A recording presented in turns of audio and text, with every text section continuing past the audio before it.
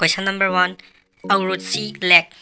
Aurutsi Lake habisi Tibeta lay madudi fresh water 12 years oiba aduga 12 years amana salty water oi hairi. Question number 2 da banana tree. Banana tree asi u natte aduga sum chadaba u hairagadi banana tree khatani. Question number 3. Adom nasu biram lagani madudi strawberry. Strawberry asi magi maru asi maki mapantang basaru maku atuda pali. P3B da hauriba plant sing da khwaidagi wangna haibadi yamna thuna hauba ngambasi bamboo wa asi khaktani. Aduga Chinese moso bamboo hariba wa asi nongmada meter amamam changda wangena swairi. Yubari melon. Yubari melon asi P3B da khwaidagi tangba hai amani madudi mahaki pear amada haibadi Yubari melon ani lawbada Indian rupees da lawbada 17 lakh tagi su heli. Aduga Yubari melon asi Japan da phangba wai amani masi Japan da yoli. Mathangda Keno Crystal hariba river asi Colombia da leba river amani madudi river adugi machu asi yellow, green, blue, black and especially red oi. Masigi river asi machu manga thokna hongi. P3B da isingi mathakta tauduna leba national park asi Manipur da leba Kaibulamjaw asi khaktani. Mathangi question da Dead Sea. Dead Sea asi Jordan da leba samudra ma khaktani madudi masigi samudra sida fish or aquatic animal amata hingba ngamdena hairi.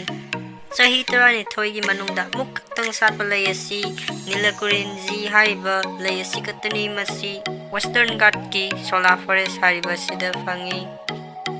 Hojiki matamda college tabu chalabasu phone bu paibasu office bu chalabasu fingerprint asi kana seasonary.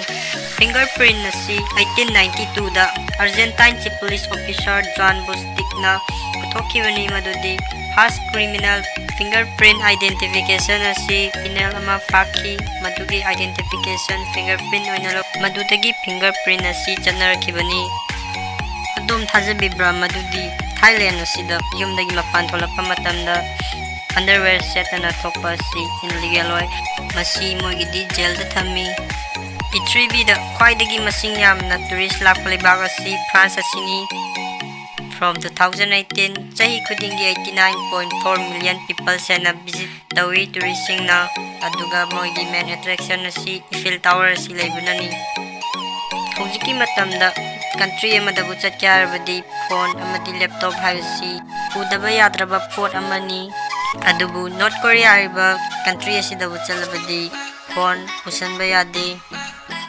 P3B da opium cultivate tawba yaba leba asi Afghanistan khaktani madudi 90% opium cultivate tawi amadi opium cultivation asi makoigi leba asida illegal oide. Adum takrabara madudi P3B asida overweight oiba amadi obesity oiba mioi kudimak illegal oi haiba masi Japan da tawi masi overweight or obesity oiba mioi kudimak illegal oi hairi. P3B asida land of river airgadi Bangladesh asini. Bangladesh asi including tributaries yauraga 700 mayada torrentially. P3B da khwaidagi henna yamna u hauba leba asi Russia asini 642 billion trees henna hawi.